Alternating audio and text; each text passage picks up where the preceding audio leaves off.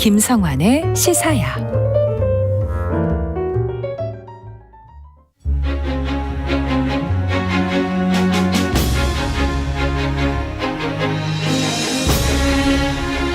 지금 서울대 박물관에서는 몽천토성 발굴 40주년을 기념하는 특별전이 열리고 있다고 합니다.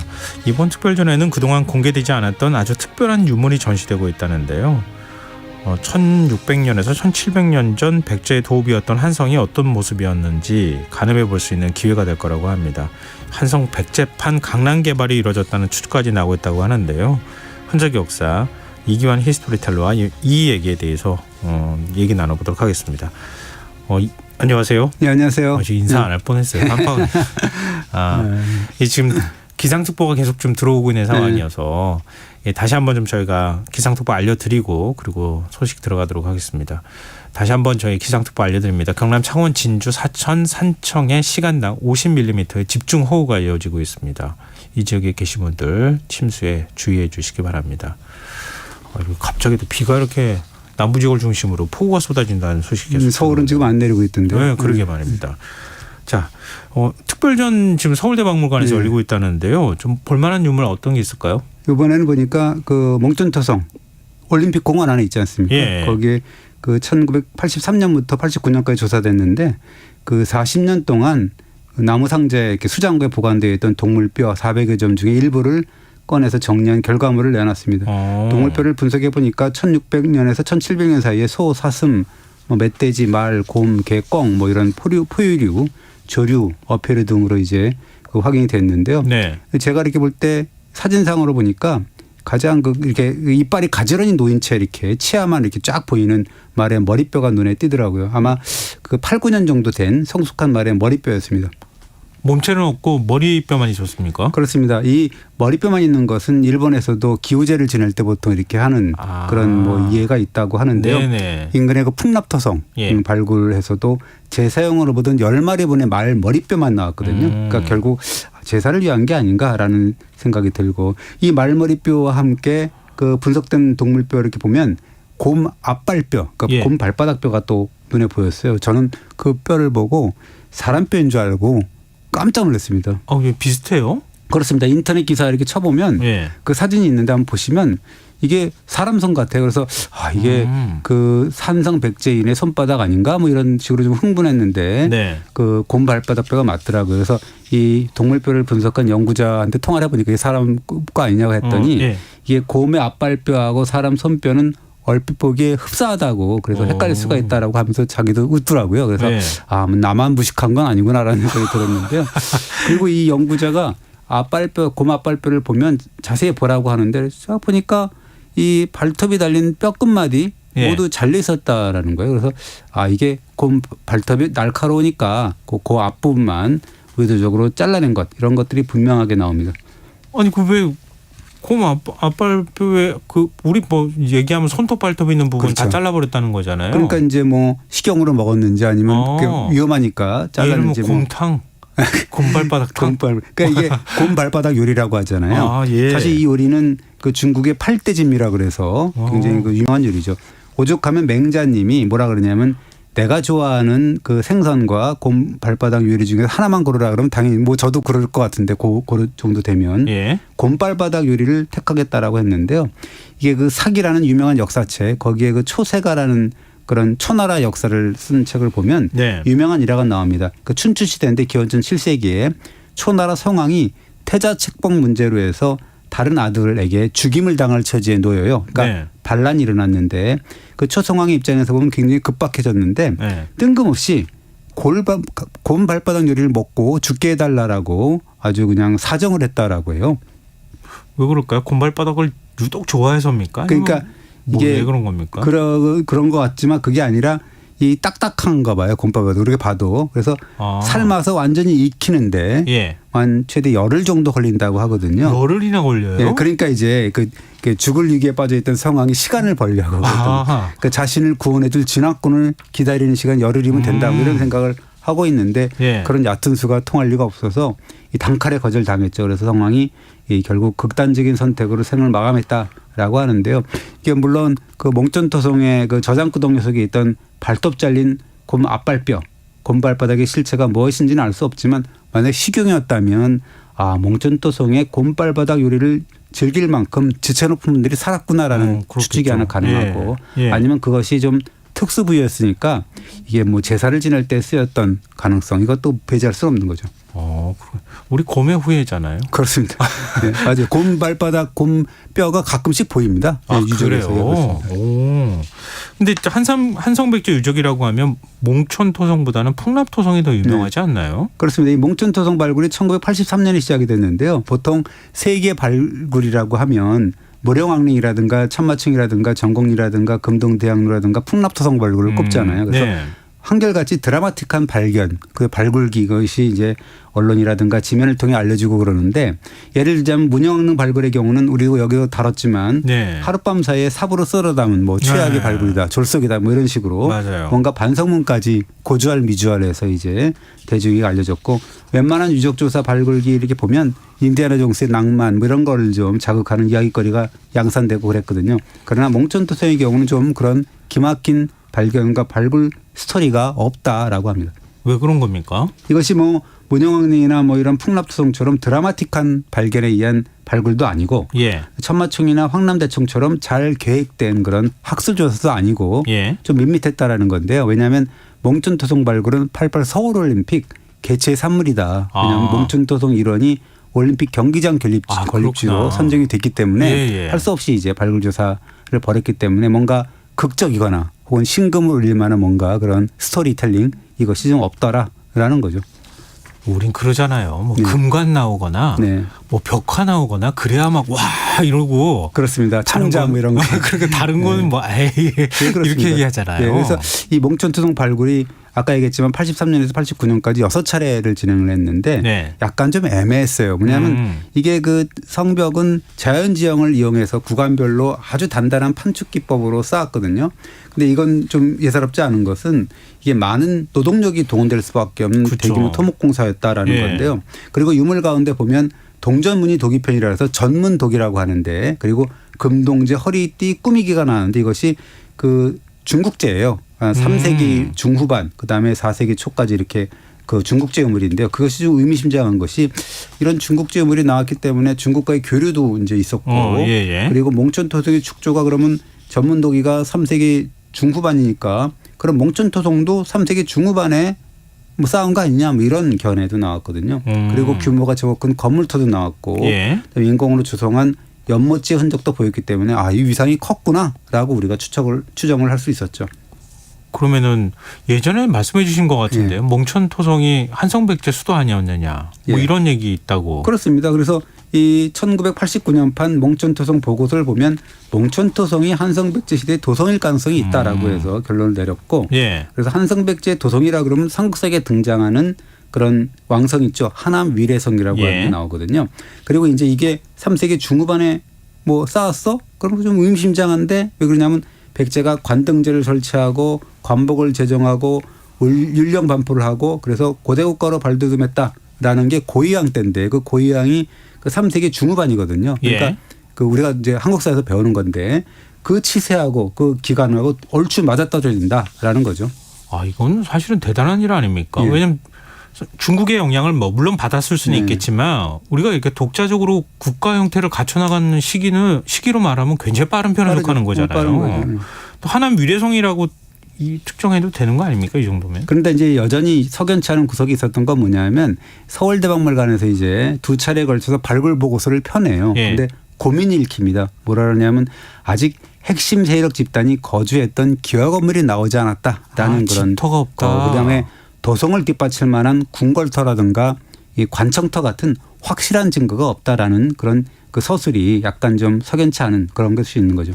대규모 건물터가 발견됐다고 하시지 않았어요? 그러니까 그 건물터에서 기와가 출토가 되지 않았다. 그러니까 예를 들자면 대규모 관청이나 궁궐을 지었다면 필시 기와를 얹었을 것인데 그런데 이상하게도 기와 건물터가 아직 지금까지도 그렇게 발견되지 않았거든요. 그럼에도 불구하고 별다른 대안이 없었거든요. 그래서 몽천토성이 왕성이다. 그러니까 하남 위례성으로 그렇게 보는 견해가 통솔로 굳어졌는데요.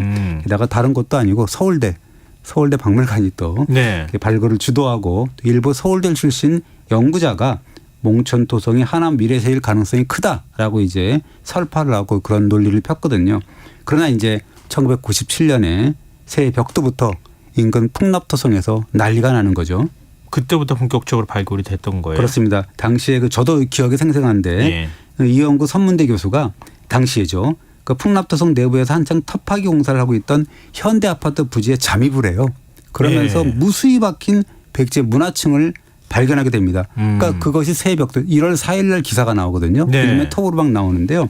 난리가 났죠. 그래서 이제 본격 발굴이 시작되고 그러면서 경천동지할 유구와 유물들이 계속 쏟아졌죠. 그래서 특히 왕국리로 추정되었던 경당 연립주택 지구에서는 집자리, 제사 관련 대형 건물터 이런 것들하고 전돌, 초대형 항아리, 중국제 조자기, 중국 동전 그리고 아까 얘기했던 말머리뼈 10마리 그런 식으로 해서 국가 주도의 제사가 지내졌던 그런 것들이 500상자 분량이 넘는 유물이 쏟아져 나왔죠.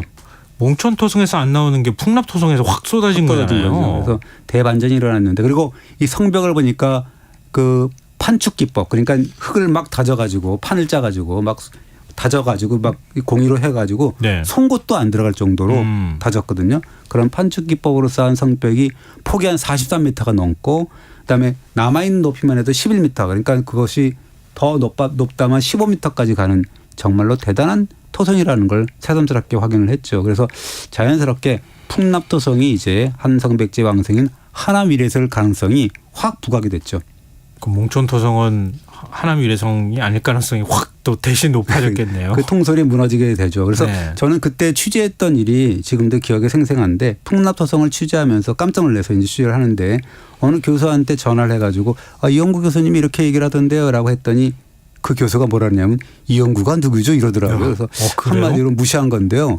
지금도 그게 생생해요. 어떻게 그렇게 할 수가 있지라는 생각이 드는데 그러니까 그러면서 이제 하남 위례성이 풍납토성 견해가 막 급부상하게 되니까 몽촌토성 통설파가 있잖아요. 그동안에 거센 반격에 나섰습니다. 그래서 이 국립문화재연구소가 이 사람들이 국립문화재연구소가 풍납토성 성벽을 발굴하면서 자연 제방에 불과한 것을 성벽으로 둔갑시켰다라고 공격을 하고 그리고 인공 성벽이 아니라 홍수와 같은 자연현상으로 저절로 형성된 흔적이지 이게 무슨 성벽이냐라고 서벽 같은 그런 그 발굴 보고를 그런 식으로 폄훼를 하더라고요.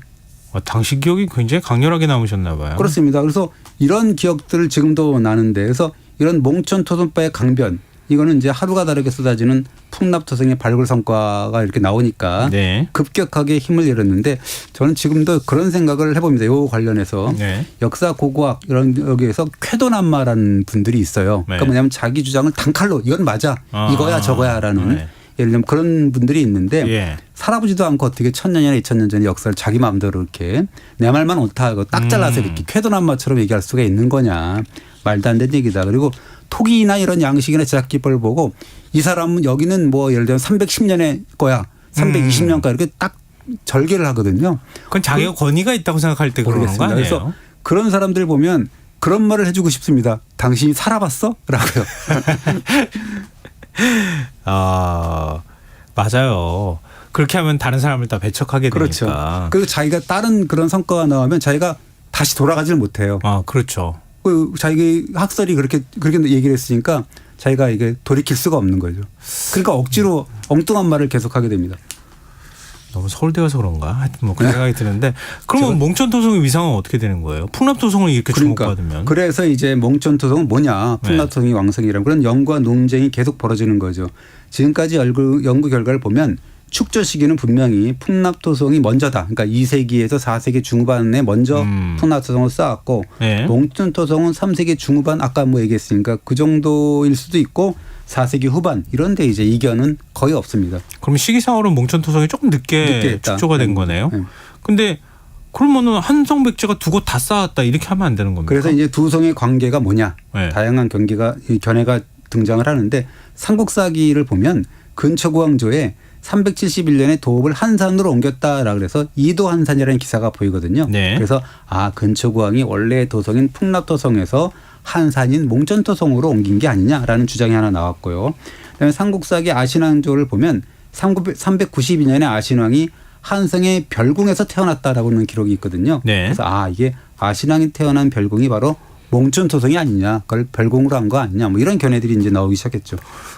제 의견 말씀드려도 되나요? 네, 약간 별궁 같은데. 네. 왜냐면 거리가 얼마 떨어지지 않았는데 굳이 그렇게까지 옮겨야 될 필요가 있나 싶은데. 그렇습니다. 이런 천도설, 별궁설 모두 삼국사의 기록에 이제 나오고 하는 건데요. 그리고 삼국사기 계로왕조를 보면 475년에 고구려군이 침공을 해가지고 한성을 이제 망하게 하는데요. 거기 보면은 북성을 빼앗고 계로왕이 몸을 피한 남성을 공격했다라는 표현이 나옵니다. 그래서 그러면 풍납토성이 북성이고 몽천토성이 남성 아니냐 뭐 이런 해석도 있고요. 그런데 이 삼국사의 기사에 공통점이 있는 건 뭐냐면 근초고왕 제위 시절부터 두 궁궐을 이렇게 운영을 했다라는 것은 팩트 같다라는 거죠. 그래요. 근초고왕은 뭐 백제 역사에서 빼놓을 수 없는 임금이잖아요. 삼국 중에서 가장 먼저 최전성기를 이끈 군주라고 할 수가 있는데요. 이 근초고왕이 369년에 고구건왕이 이끄는 고구려군을 무찌른 뒤에 한강 남쪽에서 대대적인 열병식을 여는데 삼국사기를 보면 근초고왕이 군대를 사열할 때 황색의 깃발을 사용했다라고 하는데 이 황색의 깃발은 황색은 황제 색깔을 의미하는 거거든요. 그래서 백제가 황제국임을 만천에 과시했다라는 그런 게 되고 그 2년 뒤 371년에 평양성을 공격한 근초고왕이 고구건왕 고구려 왕을 죽이고 한반도의 패자로 이제 등극을 하게 되는데요. 그러면서 곧바로 몽천토성을 이렇게 만든 게 아니냐 뭐 이렇게 해석할 수가 있는 거죠. 그럼 근초고왕은 왜 성 두 개를 이렇게 운영을 했을까요? 여러 가지 추론 중에 하나가 뭐냐면 도시 확장설, 팽창설이 있는데 전성기를 구가했잖아요. 그러다 보니까 이 위례성이었던 풍납토성에 수많은 인구가 몰려들더라. 그래서 풍납토성 내부를 발굴해 보면 밀집도가 워낙 어마어마하게 좁습니다. 그러니까 매우 높았다라는 사실을 입증해 주는데요. 그러니까 성 내부가 포화 상태에 이르고 그러다 보니까 도성민들의 공간이 성 바깥으로 계속 확대해 나가고 최근 들어서 보면은 천호동, 풍납동, 방이동, 신천동 그러니까 진주 아파트 같은 그런 부지에 그 4세기에서 5세기 여러 차례 대규모 재건축, 재개발이 이루어졌다라는 발굴 성과가 쏟아져 나오고 있거든요. 근데 그러면은 제2의 도성으로 몽천토성을 쌓았다. 그래서 이제 풍납토성 내외가 이렇게 폭발적으로 안팎으로 확대가 되니까 왕가, 왕족, 귀족들이 제2의 공간을 찾았다. 그것이 바로 한산 혹은 별궁 혹은 남성으로 표현된 몽천토성이었을 것이다라고 이제 우리가 상상을 할 수가 있는 거죠. 특별히 몽천토성이 낙점된 이유가 있을까요? 몽천산이라고 해요. 그러니까 남한산에서 뻗어내는 낮은 구름으로 계속 이루어지고 있거든요. 몽천토성이. 그래서 이 몽천상의 최고봉이 망월봉인데 해발 고도가 44m 정도 됩니다. 되게 낮은데요. 그렇지만 요 구릉부에서 이렇게 서서 보면은 이 사방에 탁 트인 한강 뷰, 북한산 뷰, 남한산 뷰, 이른바 평지 뷰 이런 것을 만끽할 수가 있습니다. 그렇군요. 지금 기상특보가 또 들어왔는데요. 방금 전에 부산광역시, 김해시, 보성군, 영안군에 호우경보가 발효됐습니다. 부산광역시, 김해시, 보성군, 영안군에 호우경보가 발효됐습니다. 침수지역이나 산간 계곡 등 위험지역에 계신 분들은 안전한 곳으로 대피해 주시고요. 물이 잠긴 도로나 지하차도 이 사고가 많이 나기 때문에 정말 주의하셔야 될 것 같습니다. 물에 잠긴 도로나 지하차도는 피하셔야 하겠습니다. 공사장이나 전신주, 지하 공간도 접근하지 않도록 하시는 게 좋겠습니다. 아침까지 비가 계속 이어질 수 있으니까요. 밤새 각별히 조심해 주시기 바랍니다. 그리고 부산, 광주, 전국에 산사태, 재난위기경보도 주의 단계가 지금 발효되어 있는 상황이거든요. 산사태도 주의하시기 바랍니다. 네, 저 얘기 계속 이어가도록 하겠습니다. 지금 방금 전에 몽천산에 대해서 얘기했었잖아요. 요즘으로 치면 몽천산이 일종의 뷰값을 좀 했다 이렇게 봐야 되겠네요. 그렇습니다. 그래서 이 근초고왕이 371년에 고구건왕을 죽이고 대승을 거뒀지만 고구려의 방역을 또 우리가 대비를 해야 되겠다라고 그래서 한강 북쪽하고 그다음에 도성인 풍납토성을 한눈에 바라볼 수 있는 몽천산에 방어성을 조성할 필요가 있었다. 또한 왕과 왕족, 귀족의 입장에서 보면 인구 포화를 이룬 그런 도성보다는 도성민들이 접근하기 어려운 몽천산 통에 그들만의 공간, 배타적인 그들만의 공간을 마련한 것이라고 볼 수가 있다. 지금으로 치면 한성 백제판 강남 개발 혹은 왕과 왕족만을 위한 귀족만을 위한 비버리 힐스 이런 식으로 조성할 가능성이 있다라고 우리가 해석을 할 수가 있습니다. 그런데 몽천토성에 왜 기하가 없어요? 그러니까 이제 지금까지 안 나왔는데 이것이 일본 아스카 시대를 보면 일왕의 거처는 그 기와가 없다 그래요. 없었다 그래요. 나무 지붕이었다라고 하는데요. 그런 특별한 별궁을 건설했을 것이다라는 견해가 있고 그러나 아직 내부를 확실하게 조사한 것이 아니기 때문에 추후 발굴해서 그런 공간이 나올 수 있다라고 해서 좀 더 생각을 해봐야 되겠죠. 아 그렇군요. 예를 들면 뭐 나무 껍질 같은 거 이렇게 막 싸가지고 그거. 굉장히 두껍게 지붕을 만든다거나 그럴 수도 있고 혹은 뭐 기와 건물이 아직 발견이 안 된 거지 없다고 볼 수는 없다라는 그런 이야기가 두 가지가 나오고 있습니다. 우리가 도심을 너무 난개발했잖아요. 그렇습니다. 사라졌을 가능성도 있고. 근데 몽천토성하고 풍납토성에 이런 역사 이야기가 숨겨져 있는지 오늘 새삼스럽게 알게 됐습니다. 예. 오늘 말씀 고맙습니다. 네, 감사합니다. 지금까지 흔적의 역사 이기현 히스토리텔러였습니다. 김성환의 시사 오늘 순서 여기서 마칩니다. 모바일 쿠폰 당첨자는 홈페이지 공지사항에서 확인하실 수 있습니다. 지금까지 시사평론가 김성환이었습니다. 고맙습니다.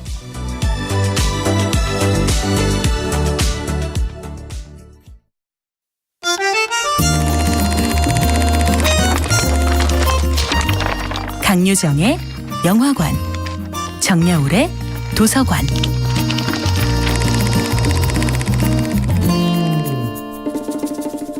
안녕하세요. 무심히 지나쳤던 영화를 돌아보며 삶의 마디를 짚어보는 평론가 강유정의 영화관입니다.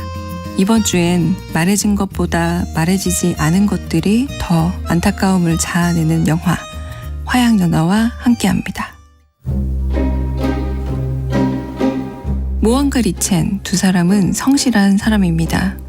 세상 사람들의 이목과 이웃의 평가를 민감하게 여기며 사는 그런 평범한 사람들이죠. 그 두 사람의 표정이 어두운 데엔 이유가 있습니다.